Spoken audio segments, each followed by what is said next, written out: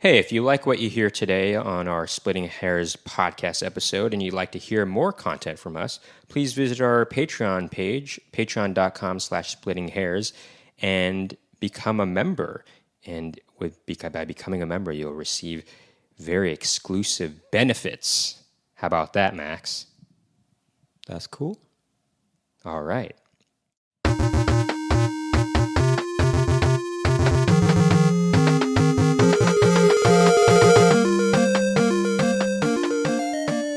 Welcome back to another edition of Splitting Hairs with Max and Nicky. As usual, I'm Max. And I'm Nicky. And together we're Max and Nicky. On today's episode, we'll be talking about our favorite Beatles albums. We thought that, what a great introduction back to our podcast after taking a very long hiatus. As some of you might know, Nicky and I took a few years hiatus. A couple years hiatus since the last Splitting Hairs with Max and Nicky episode that we did. A few things have taken up our time, unfortunately. Not unfortunately. They were good things. There were good things. Good things. We've been working on. I'll relate this to what we've been working on. So one of the reasons why we're doing favorite Beatles albums is, one, we love the Beatles, and who doesn't? Second, we're musicians, and while we do a lot of originals, we also do Beatles covers. And third, we really like the 60s a lot, and so there you go, And so related to what I was going to say is one of the things that's been sort of taking up... 60s, not all of the 60s. We can delve into it more later. I mean, there's certain things about the 60s I don't like, actually, but... Well, maybe we should just talk about the 60s. The 60s, man. Are you sure? Let's keep it more specific. Okay, and then we can talk about our discussion on. We'll talk about the 1960s for another time. We can, but we could also discuss it within this topic, actually. Well, anyway, the point is, Beatles albums, that's the topic. Things that have been working on since the last time we recorded an episode of the podcast was we've been working on new songs for our band. So keep your ears peeled out for... your ears peeled out? Keep your ears peeled for those new songs coming out hopefully sometime this summer. That'll be exciting. That's right. And our band is influenced heavily by 60s music. Yeah. Including the Beatles and the Beach Boys and 80s music, such as the Smiths and modern stuff too. Yeah, I mean, I listen to contemporary stuff. I listen to contemporary production techniques, so that's kind of interesting, Well, and there's some.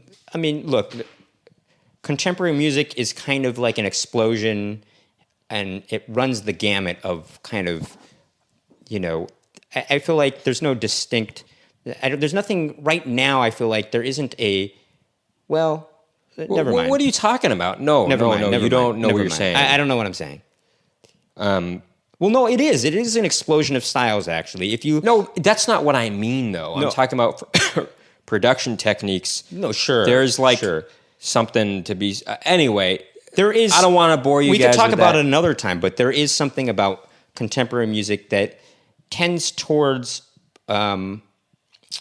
Loudness? No, well, I think people are kind of that's not pulling back. That's not what I'm talking about. I'm talking about as far as production techniques, what seems to be more the popular thing to do now is there's a lot of kind of a digital kind of sound to No, but that's not that's what I was looking at, Max. Okay, this is now you are proving my point then. No, you were proving my original point, which is that it runs the gamut. No, but that's not. No, I was looking this stuff up so digital sort of recording techniques started happening kind of in the 90s. I'm not talking about veering away from analog. That is. Can I just explain? Right. And people really just wanted to, So if you hear a lot of late 90s, early 2000s recordings, they're very digital sounding, and subsequently they're very sort of sterile. a lot of people today think. But at a certain point, people thought, wait, we don't want this kind of sound. We want an analog sound, but we want to be able to record with digital equipment because it makes it easier to manipulate the sounds. So what people try to do is, especially people in home studios, is they try to achieve an analog sound, but with the inexpensive digital equipment that they're using today, and because not everybody has access to an expensive studio that they can record in. Well, I mean, it doesn't matter. Most studios anyway use digital. I mean, they record in digital. No, they don't. They record with digital. I don't want to bore you guys, but they record with digital software, but they don't. The equipment they're using, like the microphones and the amplifiers and the preamps and all that stuff, yes, is very often is analog. Well, but I'm not even just talking about the mixing boards are analog. Okay, but I'm talking about the software used. That is the industry standard. It is Pro Tools. But the compressors even that they use are analog. We obviously don't have access to all those things. That's what I'm trying to say. Like, okay, but this is all regardless of what I was talking about. I'm not talking about the techniques they're using as being digital. I'm saying the quality of the sound has kind of a digital vibe to it, or like kind of a futuristic vibe. I don't want to say futuristic, but sort of. It's hard for me to say. I don't want to say electronic vibe because that's such a general thing to say. But if you listen let's just take a listen. Like for instance, let's take Billie Eilish for example. The quality of that sound is very, for lack of a better word, is very contemporary sounding. There is something. There is something to achieve the effect of what the way they sounds. It doesn't sound like something that was vintage or anything like that. But there's something very but that's not. There's something very I don't know, digital about it. I don't know how else to put it. Actually, well, that's not what. I guess that's what you mean. But that's not. Most things recorded today it's not going to sound completely vintage. I mean, that's not a. I don't mean that as a pejorative. I think it sounds really cool. Actually, well, that's what I'm saying. Okay, but our own music is going to have a vintage quality to it, but yes, it's going to sound like a modern production because we are recording with modern, software and things like that. That's the idea. I don't want our stuff to sound like it was from the 60s, Right, but I just want to mention, when Nicky says modern, he means kind of, as opposed to like genres of like modern, like if you think of classical music, or like brother, Jesus. High art, there is a distinction between contemporary and modern. Modern tends to mean, the modern era. Why are you bringing this up? Well, anyway, that kind of started around the turn of the century, the 20th century. Gosh, wow! Talking about going on a tangent over here. And Debussy. Debussy is kind of known as to be the person who kind of started the modern era. Forget about splitting hairs with Max and Nicky. This is more like stream of consciousness with Max and Nicky. Well, I'm just saying, it's interesting, but contemporary music is what's happening now. That's what anyway. But what I'm saying is, our music has a big 60s influence and 80s influence to it, but with a modern edge, as I like to say, or a contemporary edge. Well, but that's not our contemporary edge. That's not what I mean. Nah, I know. I don't know. I'm just really messing around here. But I will say there are some producers out there today that I really respect. Like the bassist for Grizzly Bear, his name is Chris Taylor. He's a very good producer as well. He's produced some other music like the Morning Benders, and he knows what he's doing. If I had a chance to work with a producer today, it would be him. That's well, also just to give an example of somebody that does use just all analog stuff. Is Mac DeMarco. Is Mac DeMarco, and that sounds cool too. That is correct. He does, but you know what? Inevitably, because things are transferred over to digital files on the internet. Sure, I'm sure it was mastered digitally. There's going to be there's something, something is going to become digified in that process, I mean, you can't really or digitized. You can't, most people. I mean, don't have sensitive enough ears to tell. Unless you're listening on vinyl or cassette or something like that, it's gonna. Anyway, we had that was a huge. But digression. we digress, as they say. Let's get back to the real topic at hand, which is our favorites. Whoa! Hold on. Is there any news we want to mention? Okay. Let's just mention. Let's mention that. We're getting back into the swing of things after this big long quarantine. We've done a few live shows. We're fully vaccinated, and we have been for at least a month As now. A friend of mine said, I am fully vaxxed to the max. Okay. Fully vax max. And anyway, so fully vaccinated, we're starting to do live shows. We're getting reacclimated to going out into the world. Max and I were very strict during the quarantine about the quarantine. We were very strict. I was the strictest one I know. Even more strict than Nicky. I was the second most strict I know. And that said, Max and I live in Brooklyn.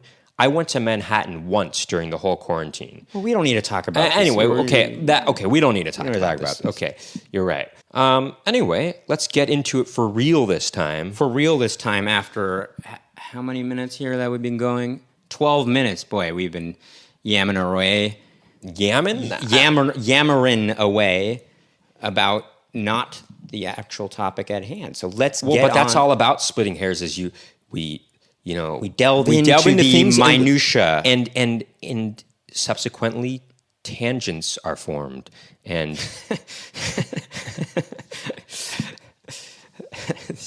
all right.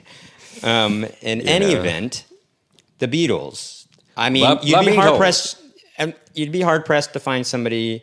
Well, I who guess didn't like the Beatles. Who doesn't like the Beatles? A lot of people consider the Beatles their favorite band. And we are no exceptions. We love the Beatles. They are our favorite band. Why, you ask? Because every song of theirs is a hit. I mean, I wouldn't say every song of theirs Pretty is much a hit. every song of theirs is a hit. And, I mean, I took a quiz before. I will say I don't dislike any of their songs.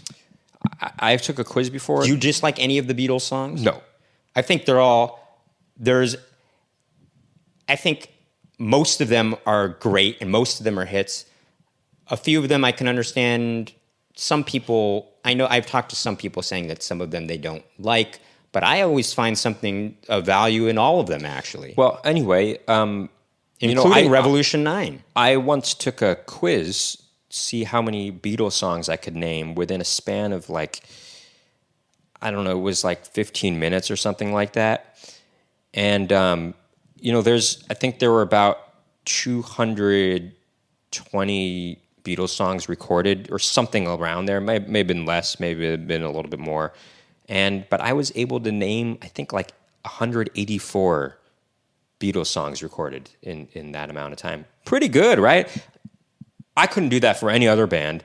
I mean, probably most bands aren't even that as prolific. So, but I mean, I took the same quiz. Part of the quiz though was a little confusing because it was including covers that they did. And I would have gone a lot more actually had I known that. I thought it was just all original stuff. So I felt that was a bit unfair.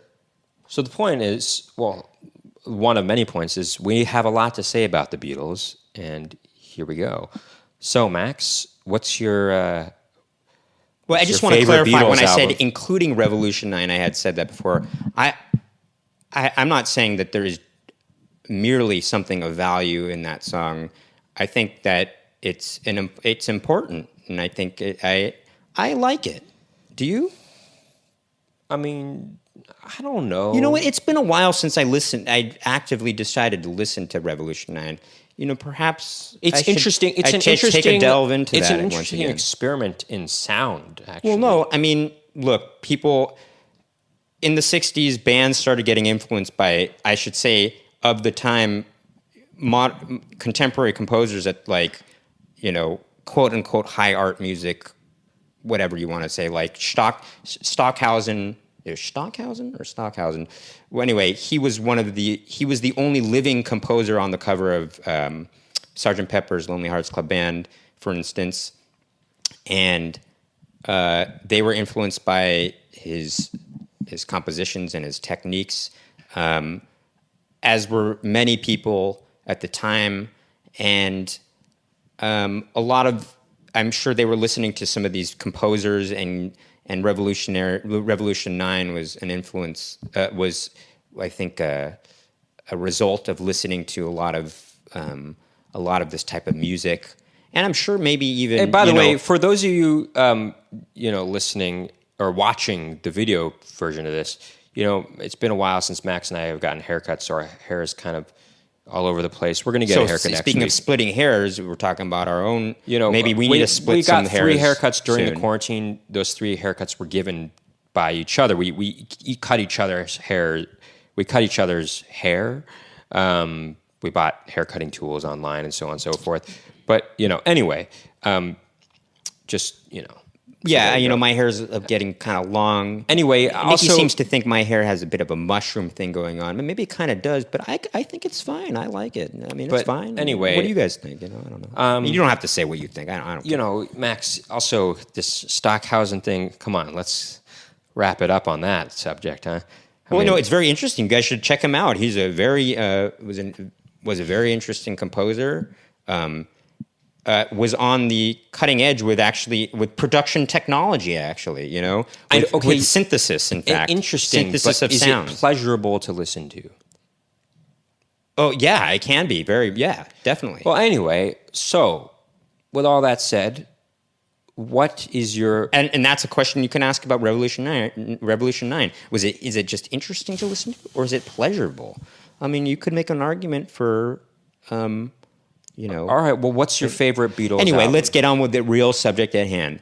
I know I just mentioned Stockhausen only, but there's many other composers out there. I just want to be clear. Anyway.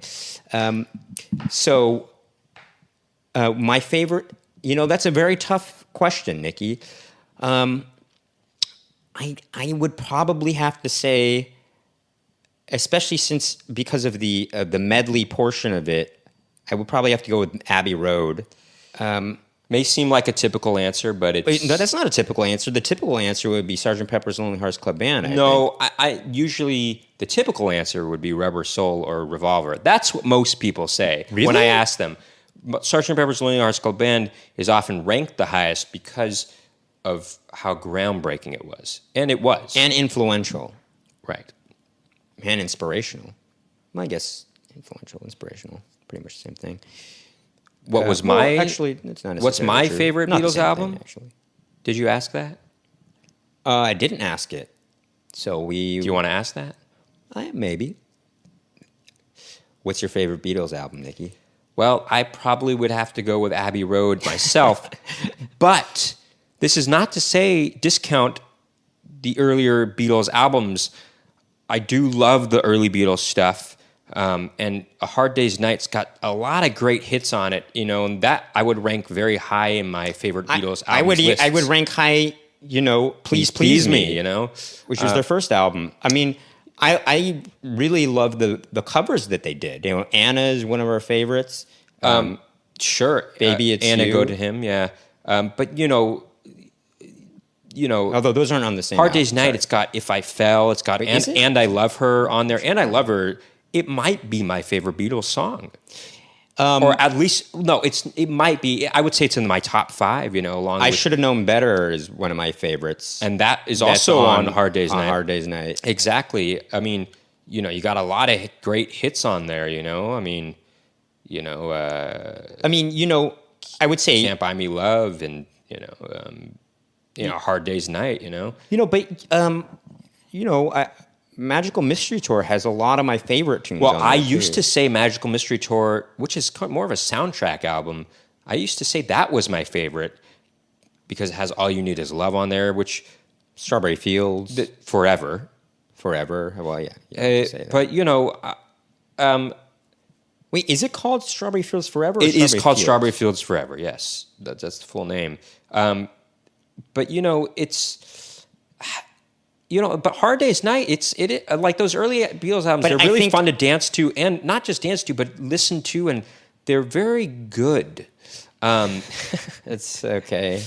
But Well, here's the thing. But as an I album- wanted to say this. I was trying to remember, and I love her. It's in my top 5 Beatles songs. But She's Leaving Home, which is off of Sgt. Pepper's She's Lonely Hearts Leaving Club Band. Home is- that might be my favorite Beatles song of all time. Maybe. That, but also All You Need Is Love, which is on Magical Mystery Tour. I know this is a typical one, but Hey Jude really is great. I mean, that is the top Sure, 5. I kind of do like these anthemic ones. Are kind of fun, Sure. Not kind of fun. They're really. But fun Abbey things. Road, it's really just As an album, I think that sticks out to me as the best album. Abbey Road I think does a part stick- of it is because they really use the album format because of the medley that they created. I right. think that they And kinda- I think John Lennon once said that it was sort of a cop out that they made a medley. He was just said something like, "Oh, these were just a bunch of incomplete songs that we threw together," and maybe that was true, but it worked. It works well as a medley, I think, and it sort of wraps its way around. Like the medley starts with "You Never Give Me Your Money," and Speaking of You Never Give Me Your Money, let's see, what is the song called on McCartney 1? What is it called? Maybe I'm amazed. No.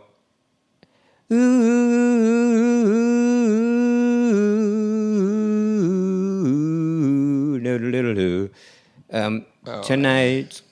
Actually, I'm gonna have to look this up. Nicky, talk while I look. I don't know, but I can't believe. Sorry, Beatles fans, Paul McCartney fans. I know this is sacrilege. I can't believe I can't remember this name right now. It just sometimes sometimes I forget things that I'm so familiar with, and I just can't remember the name for some reason. Well, speaking of Paul McCartney solo stuff, "Good Night Tonight." I know it might seem kind of cheesy to some people, but I like it. It's a great song to dance to. It's got a nice sort of funky bass to it. I like that song. It's good. I say it's good. But Abbey Road, it starts with "You Never Give Me Your Money," and that the theme of that song sort of wraps back around on "Carry That Weight," which is kind of cool, and it's just a really solid album. And I think it was the last album they recorded, and I think they knew that was the end, and which is why the song "The End," or part of the medley, I guess, "The End," really is kind of more poignant because it really was the end for the Beatles. Well, I think they also, I don't know if you mentioned this, they really wanted to kind of, there was apparently a lot of kind of tumult. Tumult, can I say that? It was very tumultuous, the recording of "Let It Be." That's not entirely true. No, hold on. I said it was apparently tumultuous. It had been apparently. It had been apparently, although there's a lot of footage about to come out soon that Peter Jackson has compiled. In the new Get Back documentary. That'll show perhaps that there was a lot of fun. There was a lot of fun, and in fact that may have not actually been true. But when you record with people for a while, I mean, we argue at times, that happens, So it may not have been as tumultuous as the media had let on. But with that said, I think there were things like George Harrison going, "Well, if you want it, why don't you just record it?" Or what was it? How does it go? That wasn't the best impression, but well, I don't know. But he's like, "Why do you keep telling me what to do?" Or no, that was on, I think, the White Album, maybe. Or maybe I'm wrong. I don't know. But they did. I think the idea was they wanted to really make. We used to play Souls and we got hit. We used to go. Whether or not it was the feeling that Abbey Road was going to be their final one, they did nevertheless, I think, wanted to make, something. I think whether or not they had believed "Let It Be," the production of it was tumultuous.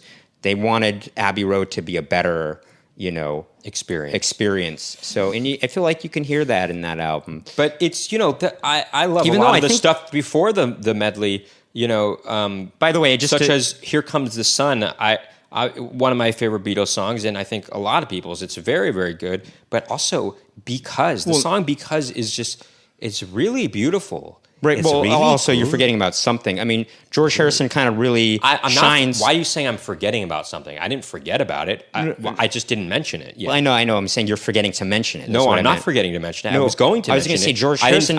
I purposely was waiting to say. Okay, it doesn't matter. But also, on top of that, Frank Sinatra, he once said that his favorite Lennon-McCartney tune was "Something," when in fact George Harrison had written it. I think it's a testament to how George Harrison kind of really started to shine through, in that album. I think. No, well, actually, not really in that album. He shined through on the White Album too. I mean, "While My Guitar Gently Weeps" is one of my favorites. That's true. I know. I'm saying I'm kind of reiterating what people have said in the past is that he really started shining. I think this is why what I'm saying is why people seem to think that he started to shine through in that album. And I think Frank Sinatra saying that, I think that's my favorite Lennon-McCartney tune, because they had been the ones that had been known as the songwriters, and I think, that idea of the caliber of songwriting was so good on something that he thought they wrote it. Even though he had written great ones before that, I'm just saying maybe the thought process of what people were thinking back then, I think George Harrison, not only "While My Guitar Gently Weeps," but, "Blue Jay Way" is really good. I like that song a lot. Well, that's on Magical Mystery Tour. I know. Well, that's before. Well, not just that, but like on Revolver, "Taxman" it's got a really cool rhythm to it. Yeah, I know. I'm just that's saying, really cool. Yeah. No, see, George Harrison, people like to discount him and saying like he really, became a great songwriter towards the end. But who knows if he was being held back? Like, who knows what the politics he also were in that band? He introduced about Eastern influenced instruments and music to the rest of the Beatles and introduced it into the Beatles' music initially, By the way, I just wanted to really mention, cool. As many of you know, just to say that the song I was talking about was "Every Night." The Paul McCartney one that's on McCartney, retroactively called McCartney 1. I mean, it was just called McCartney when it came out. It's just called McCartney 1 to distinguish it between McCartney 2 and the most recent McCartney 3. I believe that, right? That just came out, right, Nicky? Yeah, that's correct. Yeah. I have not listened to that yet. Actually, I think that's right. I think McCartney 2 came out at the end, in the beginning of the '80s. McCartney 1 came out in the beginning of the '70s. A lot of people. And McCartney 3 came out in the beginning of the 2020s. Every Night. It's funny. I just looked it up on Wikipedia. Every Night, and it does say that it has the same kind of melody as "You Never Give Me Your Money." Okay. Anyway, but yeah, Abbey Road. It's just maybe it was intentional. Abbey Road is really sort of. If you listen to that song, "Because," not to be confused with the Dave Clark 5 song, "Because," which we also really love a lot, and we cover. That's a good song right there. Dave Clark 5, one of the other British invasion bands from the, kind of the mid-'60s that was kind of competing. I mean, nobody really could compete with the Beatles, and the Beatlemania was so big, but they were, they had a few hits too. But yeah, no, Abbey Road is I like all the songs on it, I mean, I like Octopus's Garden on it. That's really kind of a fun tune, and it's something I really. It's a Ringo effort there too. One of the very few Ringo efforts. Although some would argue that George Harrison sort of helped him with the writing of that song. Well, I don't know if people would argue that he helped him. I think he did help him, but you're saying how much did he help him? Who knows? Sure, and some people knock Maxwell Silver's hammer. I like it. Maxwell Silver's hammer? It's Maxwell Silver's hammer, right? No, Maxwell Silver hammer. Is it Maxwell's? So it is Maxwell's silver hammer. See, Maxwell's silver hammer. Right, See? Maxwell's. And I know these No, but things. it's kind of like, Midsummer Night's Dream. I know how to say that now, but sometimes you would think, in the past I thought, is it Midsummer's Night Dream? Or Midsummer's Night's Dream? Okay, just think about singing the song. But it's Bang, Midsummer. bang, Maxwell Silver's hammer. You didn't say that. Bang, bang, Maxwell's silver hammer came down. You wouldn't go, bang, bang, bang, Maxwell Silver's hammer. It wouldn't sound. That would sound wrong. That's true. That would sound wrong. You just think about the song. If you're questioning what the title of the song is, just sing it to yourself, and you'll realize, this doesn't sound right. What was I? Oh yeah, a Midsummer Night's Dream. Because if you think about that, it's a Midsummer's Night's Dream. Wait, a Midsummer's Night's Dream? A Midsummer's...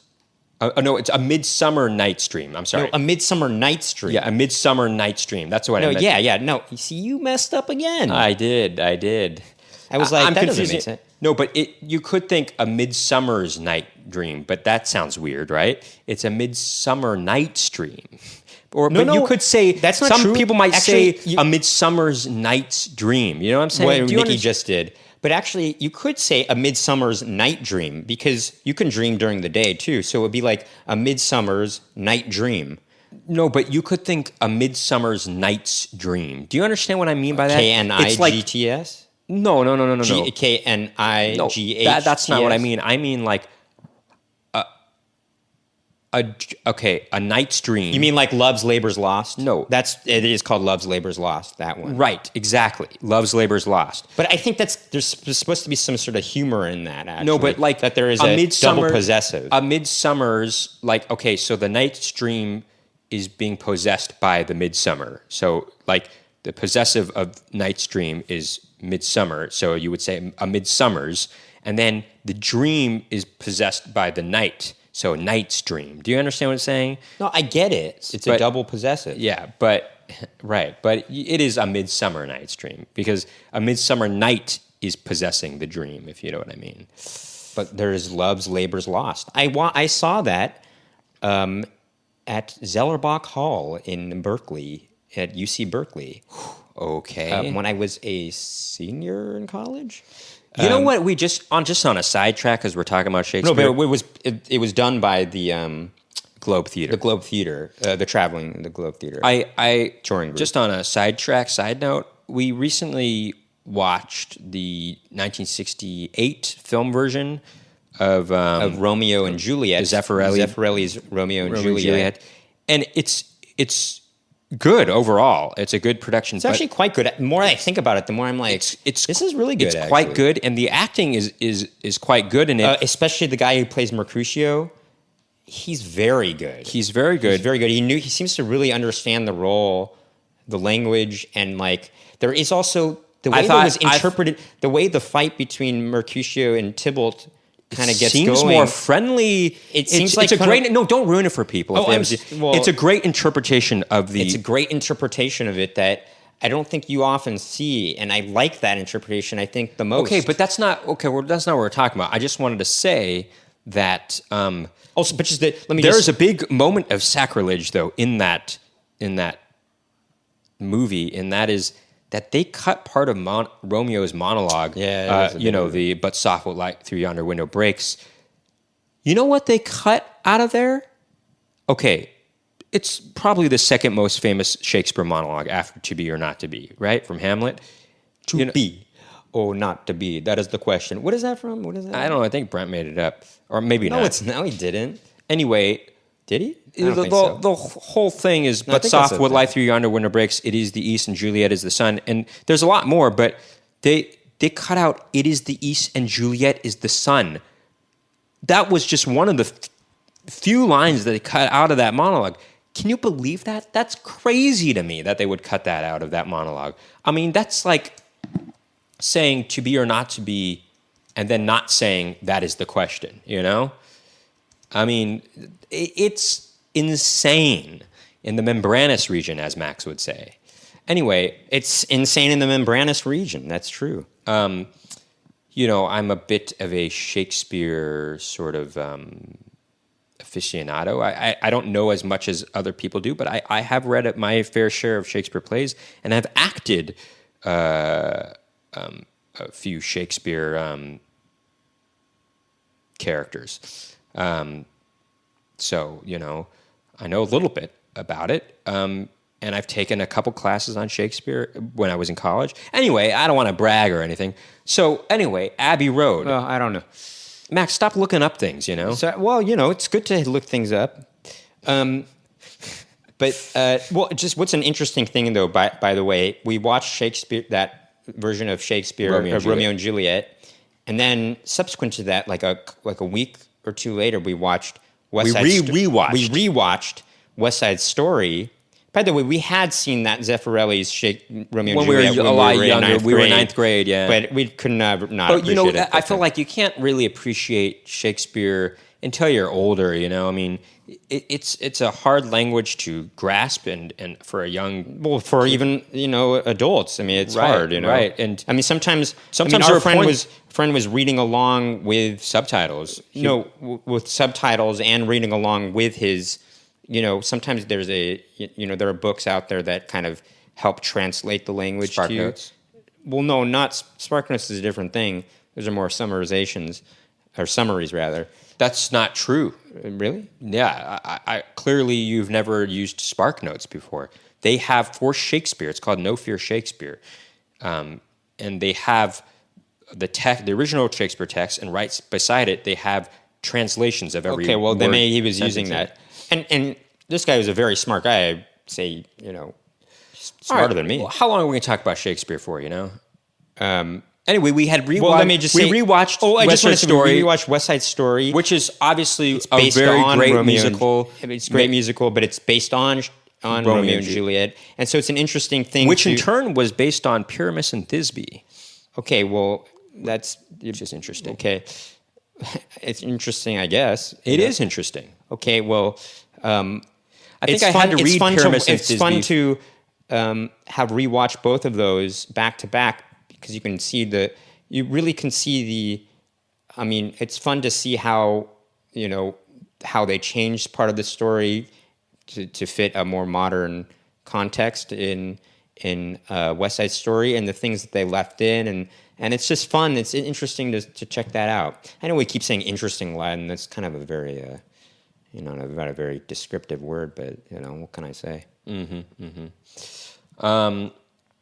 Anyway, what I wanted to say was we rewatched West Side Story. Very good, obviously, as we've always thought, one of our favorite musicals of all time. I think maybe Max's favorite musical of all time. I think even after watching it, it might be my favorite musical. Yeah. The music is Bernstein's the best. He's great. I think it's one of the most, if not the most, as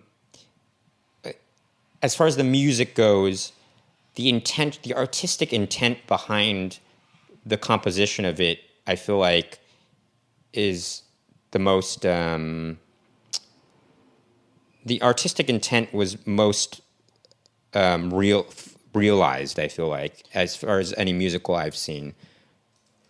Not totally true. The movie version adds an extra layer of an artistic filmic vision, which it adds more. It adds something to the film that maybe you couldn't get with the stage. Other film adaptations of stage musicals don't do. Right. Robert Wise, great director. He also directed, The Sound of Music, which is another great musical film. He won Best Picture. Both of them won Best Picture. But I was going to say, yeah, it seems like Bernstein intended the most artistically, or it was more thoughtful, I feel like, the artistic intention than any other musical that I've seen.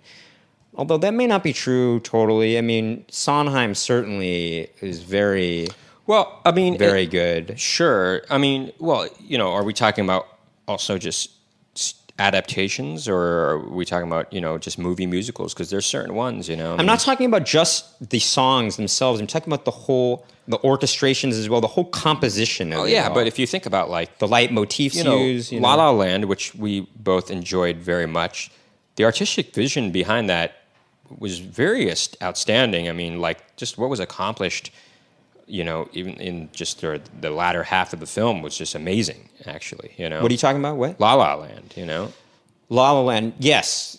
But look, that is a great movie. I love it. I mean, sure, it's not flawless, but it's still It's not flawless, but it's. I mean, same with West Side Story. There's, I don't find that But to be what a he perfect wanted to movie. say was- there's aspects of it that what Max wanted to say was like. after having watched the film version of Romeo and Juliet, it was interesting to watch West Side Story. Just saying that after having watched the Romeo and Juliet from the late '60s and then West Side Story, I have to say it was very interesting. No, it was very It's just interesting gonna to keep using see it, how West Side Story adapted the different scenes of Romeo and Juliet and see how that was translated. I mean, into modern times. It really makes you respect West Side Story more. It makes you respect you're West Side like, Story. oh, this is what they're doing here with Romeo and Juliet. Thank you. Yes. That's what you were trying to say. Yes.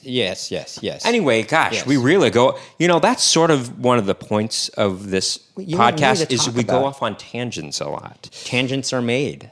I mean, you may have thought that you were just going to get us talking about the Beatles and our favorite Beatles albums, but no, you're learning a lot more. I recently was As watching. are we. I was watching this sort of documentary that Leonard Bernstein kind of was the sort of the narrator for, I guess, or he kind of he started it off actually. But with himself playing the piano. I watched it too. Yeah, but he was talking about '60s pop music actually. the Beatles in particular. Well, no, actually, not just the Beatles in particular. He was talking about a lot of '60s music, but he did talk about the Beatles as well. And he was talking about aspects of '60s music that he thought, because at the time, a lot of older people had a disregard for '60s music, pop music, because they thought it was, they just didn't. It was bad taste, or just it was sophomoric in their efforts, or whatever, or just didn't consider it high art or whatever, or valuable for their kids to listen to, or for them to listen to. All right, let's get on with it. What's the point? And he was using examples by listening to some of the Beatles recordings, some other people's recordings. He actually brought Janice Ian on to perform a song, and she talked about the lyrics. If you don't know Janice Ian, she famously sang the song at 17. At 17. And he was talking about lyrically and harmonically and theoretically and rhythmically how interesting and innovative that these musicians were being and progressive they were being. And he thought you should definitely not have a disregard for these musicians, and there is immense value in listening to them. Well, that's and very, he did okay. He did Gee whiz. qualify that a little bit in the beginning, saying like, I mean, it's funny that he said most of what comes out is crap. Is what I mean. I don't know if he didn't use the word crap, but he said, but listen to some of these things. But it's funny, there was just a myriad of examples he used. So I'm like, most of it? I feel like... anyway, but who Max, knows? okay, can I speak? Let me just say one thing. Can I speak? Let me just say one more thing. Jesus It's Christ. interesting to think of the songs that we listen to today now from the 60s, and we think that we know the 60s so well, but I'm sure there was a lot of stuff coming out back then that we don't hear on the radio, or time has just chosen to forget. And so maybe he was right in saying that most of what came out back then was not good. Who knows? Oh my goodness gracious! That's how Can I get it? The radio into the industry of radio is a very interesting thing in that Larry, can I finish? It decides for you what to remember, which is kind of let me get a chance to speak.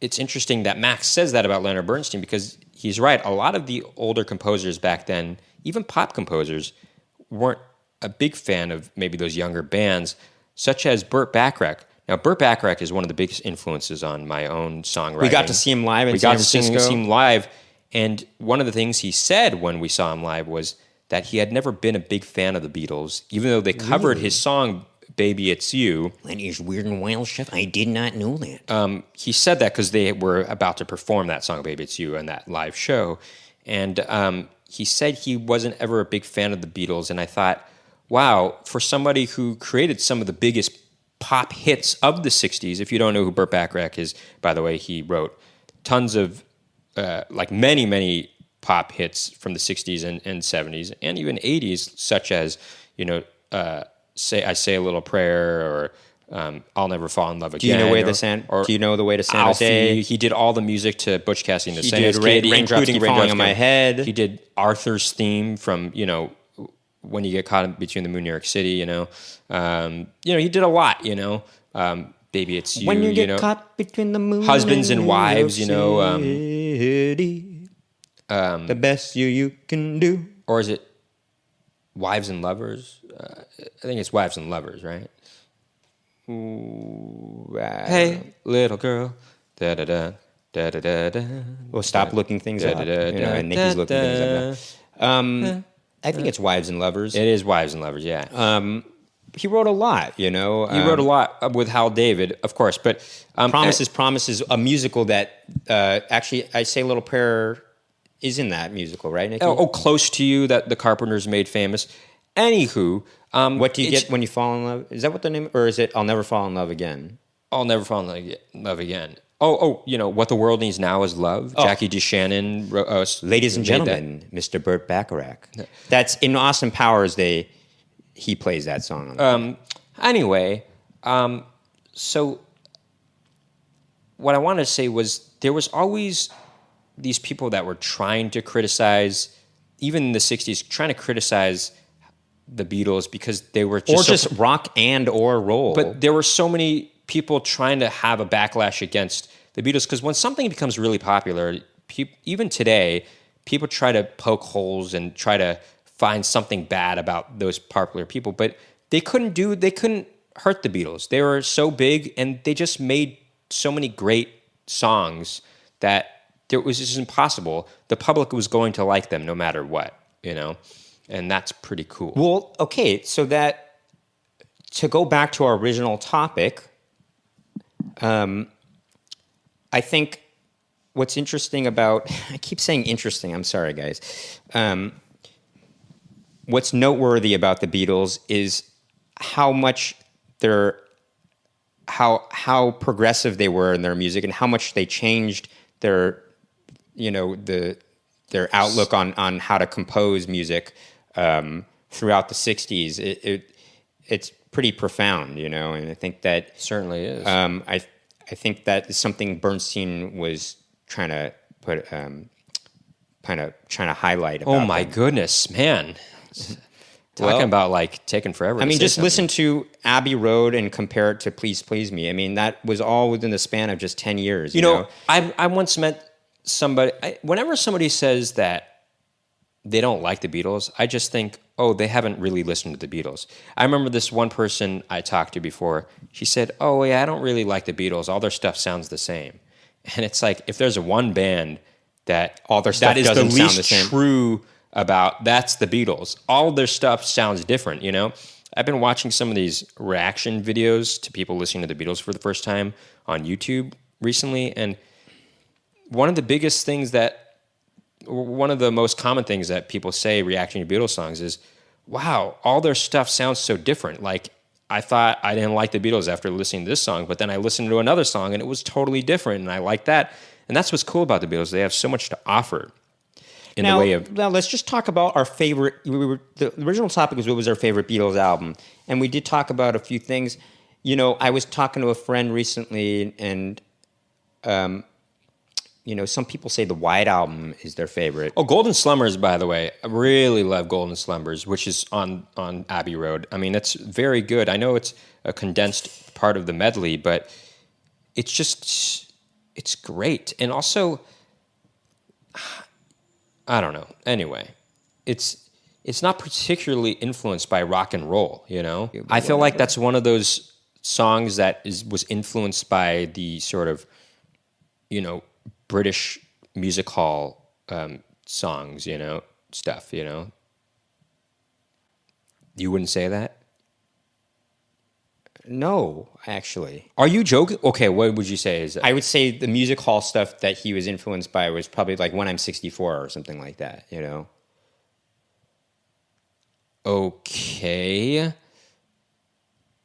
I think that Golden Slumber is, in fact... That is actually has a big like anthemic quality to it, you know? That's very much like was a very, I think, contemporary sounding thing at the time, you know? I mean, I don't know what you're talking about. Think about just the part of Golden Slumbers, you know? Go da da da da da da. Miles away when you rise, sweet pretty darling, do not cry, and I will sing a lullaby. I mean, and then what are you talking about? And then it gets really first of all, anthemic. the lyrics, you know, I already knew this before, but the lyrics were, you know, the words were basically written from a poem from 1885, you know, so. Well, okay. By the way, you're saying 1885. Well, it doesn't matter. So yes, I feel like we've talked about Abbey Road ad nauseum. No, we didn't. No? No. I mean, we could go through every individual song. We won't. But, you know, she's Well, so why heavy. not? We can go through every she's song. so heavy. You know, I Want You. That song it's very long, but it's very just, that's a very, like, heavy song, too. You know, like I can see how that had a big influence on maybe heavier, not metal, but heavier rock and roll music, what would come later on in the 70s, you know? Well, rock and roll I wouldn't say any music's called rock and roll or anymore, rock, I would say maybe rock music of the 70s. Right. Yeah. But I would say, yeah, totally. Also, it had an influence also kind of length, I think, of songs. I mean, songs became pretty long in the 70s, I think. Or the ability to write long songs that could be hits, I think people, found that to be more possible, I think, in the 70s. And maybe this is one of the reasons, you know. Like, to think of Stairway to Heaven, that's a long song, or it's a longer song, a longer hit song, you know. Sure. Or even, Bohemian Rhapsody, you know. Sure.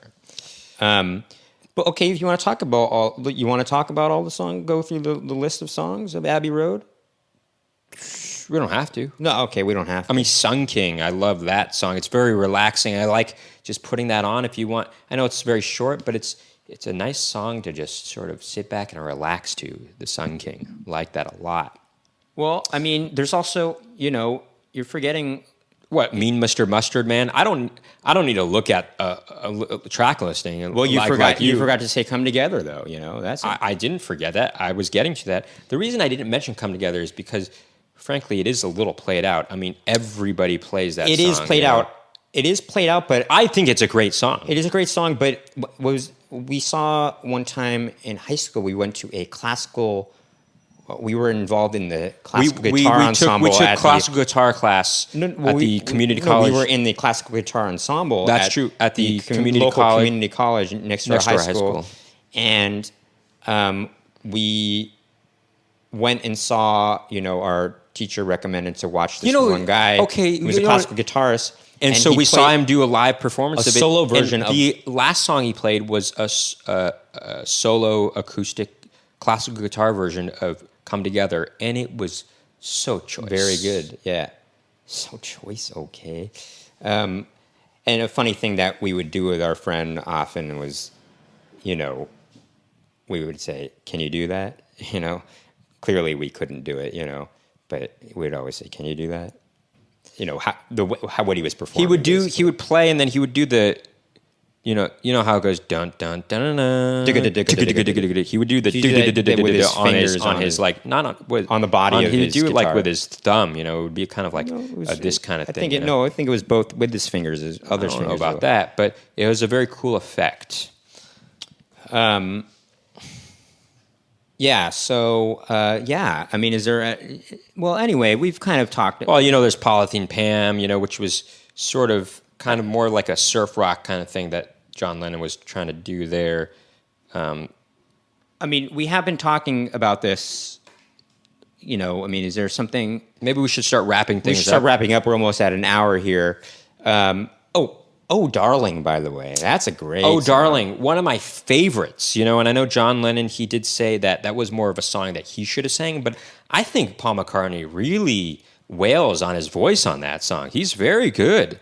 And I think like, Wait, you know, John Lennon thought he should sing that? yeah, he's like, he's like, it was a good song, but he's like, I always thought that was a song that I should have sang. You know, that was more of a John It's Lennon kind song. of funny to hear that because it's so ingrained into our, minds that Paul sings that song because it's so well known that Paul sings it, that it's hard to imagine John Lennon thinking that he should have sang that song. Well, I don't know. Also, you know, I'm not saying Paul McCartney's a better singer than John Lennon.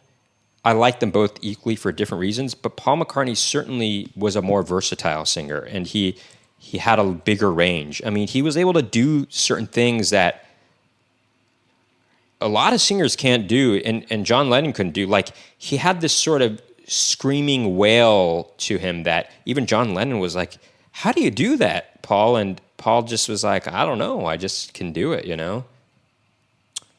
Like, he does it in Oh Darling, you know? Yeah, that's a conversation people like to have is who do they prefer, John Lennon or Paul McCartney? And maybe that's a conversation we can have on a future podcast. I don't episode. even want to. I don't think I would want to delve there because I think they both have, Oh no! That's not what I'm saying. Maybe we can have a them. guest on it because personally, I couldn't pick between the two. I couldn't pick between the two. I think they're both great in their own right. Yeah, and they both have influenced me greatly in my own songwriting. Greatly, I wouldn't use that. When you say influenced greatly, that kind of reminds me of Trump. Actually, I don't like. Oh, sorry. Then strike that from the record. Because he would say that often in a speech. They both have this. I've influenced the nation greatly. They both have influenced me immensely in my songwriting. Sure. Yeah, so there you go. Is there anything else you want to talk about Abbey Road? I mean, is there... I guess that's it. It's a great album through and through, you know? I mean, Her Majesty, I even like that little ditty. You know, if you guys don't know the story behind that, is they had not intended to include it on the album, but they found... the engineer found it on the cutting room floor and decided to tape it to the end of the reel. And... it came when they were listening back to the full tape. There was some silence, and they heard that little bit of Her Majesty at the very end, and they were like, "Oh, we like that a lot. Let's keep it there." So that's where they included Her Majesty. All right. I think that about wraps things up. Just want to emphasize once again, there's not a Beatles album I dislike. They're all great. They all have great hits on them, you know. And but I suppose if I were pressed up against the wall, I'd have to say Bach. No, I'd have to say Bach. Abbey Road.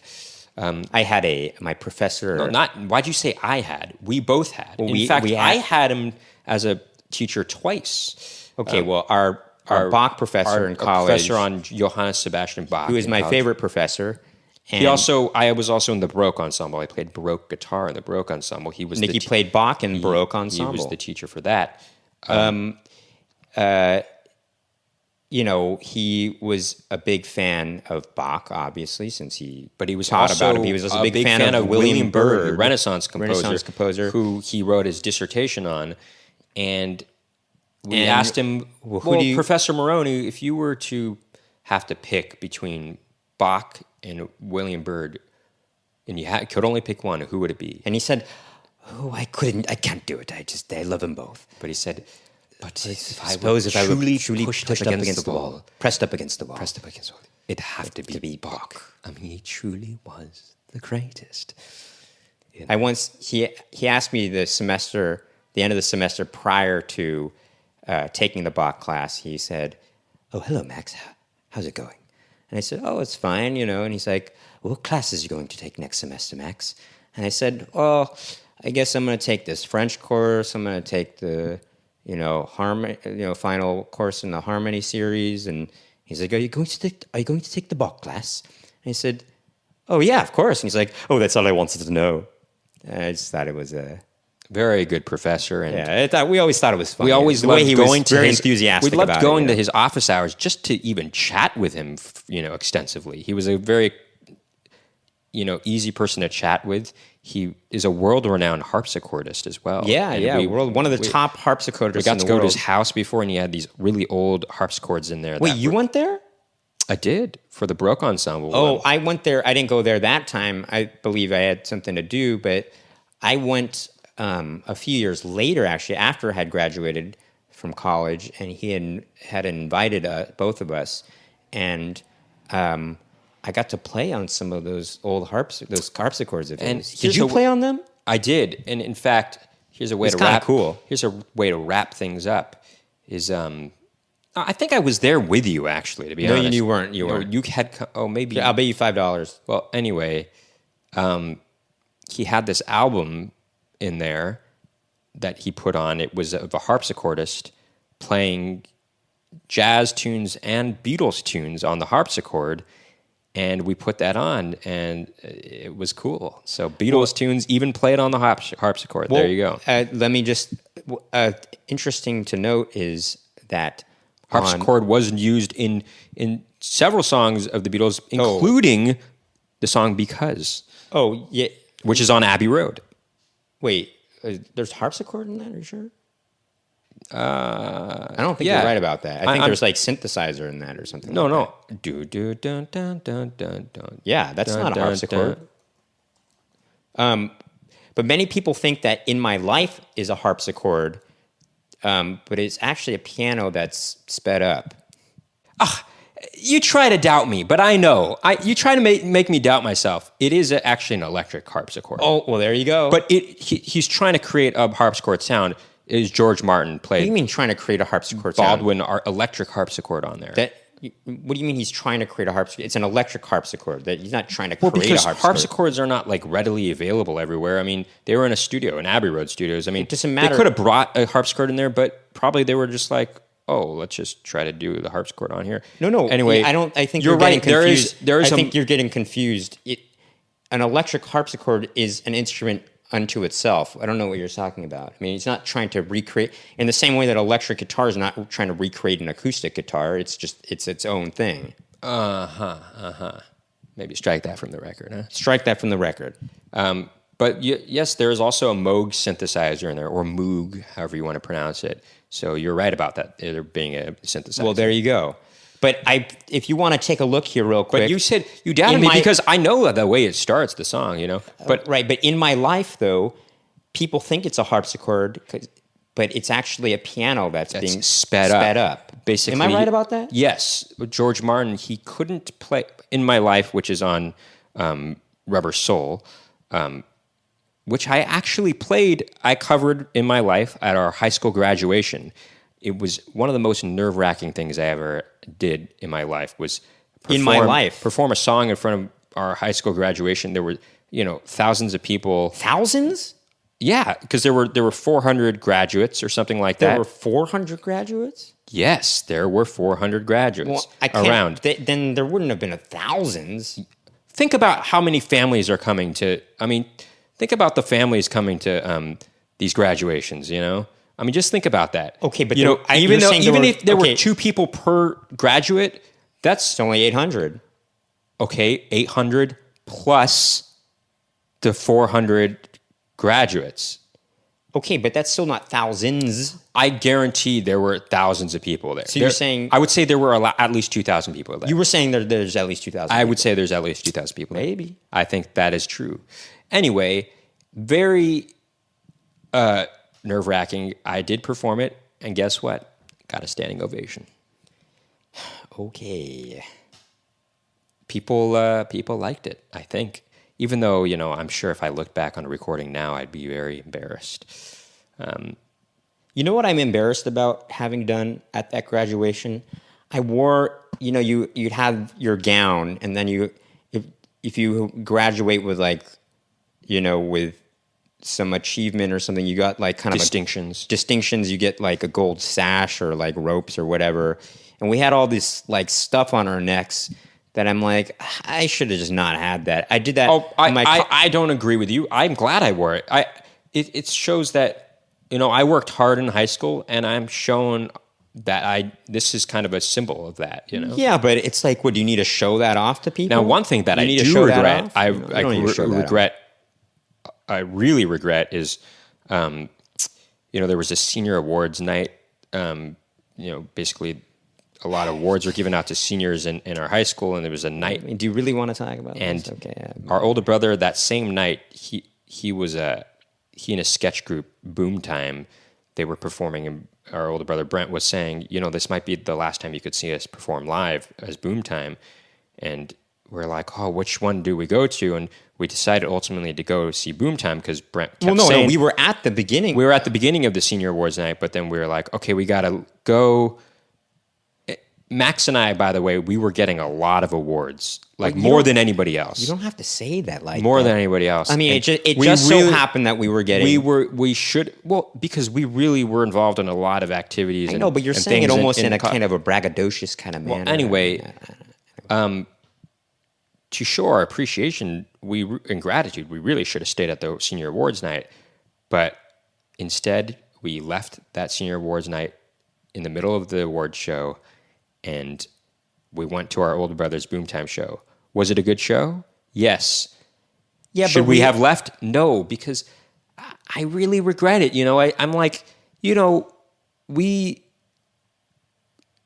still continue to call our names even after we had left. And it just, even the next day, Max and I got caught on the tardy sweep. And I remember the football coach who was running the tardy sweep was like, so I heard you guys swept, you guys cleaned up at the senior awards night last night. And Max and I were thinking, well, yeah, it makes you wonder why you're making us stay in the auditorium in this tardy sweep instead of going to class. You're two of your best students. I always thought those were really stupid, these tardy sweeps they had. If you were tardy, you were held even longer in this auditorium for being late. And I'm like... For bad kids, it's like... For bad kids, they don't care about going to class. They'd rather be in this tardy sweep. Wouldn't you rather the kids be in class? I mean, for good kids, kids like us, Max and I were two of the best students, in our graduating class. And...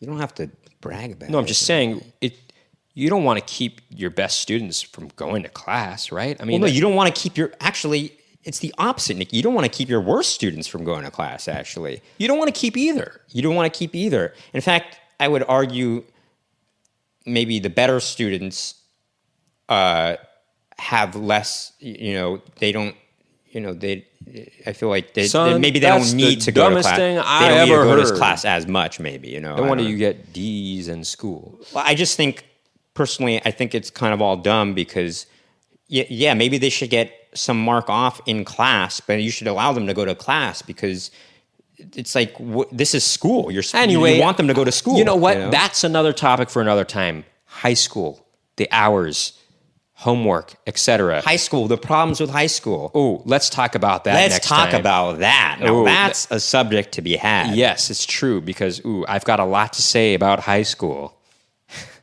Sure. Anyway, I think that's about all we got to say about the Beatles. If you haven't ever gotten to the Beatles, please do. It's about time. And because they're the best. They're simply the best. They truly are. If you want to think that there's other better bands, you're just lying to yourself. Well, no, either that, or you just haven't listened to them enough. No, I mean, look, I can understand why someone might consider certain bands that are not the Beatles to be their favorite band. They are my favorite band. I can understand it, but they're wrong. It is my favorite band, but they're wrong. I know, but I can understand. For some people, like it might be a nostalgic thing. They grew up with a certain band, or it might be like their parents played for them. If you place as much emphasis on melody when listening to music, and I don't see why you wouldn't. Well, some people look for other things. If you place as much some people place emphasis on lyrics. If you place as much emphasis on melody as we do, then there's no denying that you would like the Beatles. I mean, there's just no way, you know? I mean, of course you would like the Beatles because all their songs are melodic and catchy. You remember all of them. Sure, but I can understand. You can't fathom why somebody might say that it's not their favorite band. I mean, I can, you know, I know people close to me that would say that, but you know, they're wrong.